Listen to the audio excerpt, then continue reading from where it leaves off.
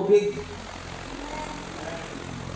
nga nagapamunga sa iya panagon, kag sa iya dahon man hindi malaya. Ang bisan ano nga ginahimo niya nagauswag. That's the word. Hindi subong sining malauton, ang malauton kundi kaangay sang labhang nga ginapalit-palit sa ngangin. Busa hindi makatindog ang malauton sa hukmanan. O kon ang mga makasasala sa katilingban sang mga matarong.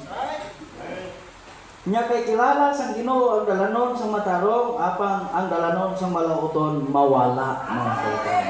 God bless you. Magapong po kamo mga kautan.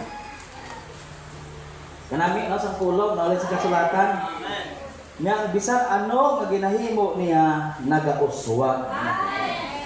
Di niya falta kay pulong niya sa Ginoo mga kautan. Could we say this the Lord, no? Kung tao lang niya mong nag-aksyon, tao lang niya mong nagahimo, wayang Diyos mga kautan, so butsing kanon, hindi na siya magmauswagon mga kautan. Could we say this the Lord? Pero kung gintangdo kasang Diyos sa sina nga buluhaton mga kautan, no? Sa time sang Diyos mga kautan, magadala kasang bunga. Thank you Lord. So muna sining aga ang atong mensahe mga kauturan, kaangot man ini sa Japon sa last Sunday ni pamatian ta the restoration of the bride day.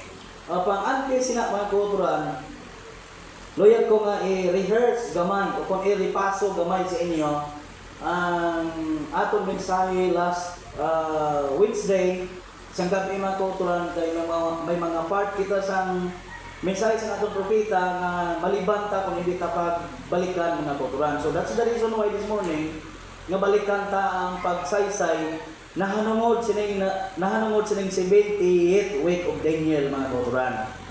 To receive the Lord, so kabay pa na as our prophet said, no, sa atong propeta, kabay pa na ang espiritu sang kaalam, the spirit of wisdom mga kauturan, mag-aabot sa church.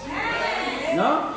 Agad na paagi sina sa atong lakda mga kauturan, amo maghatag pagpa-insindi mo.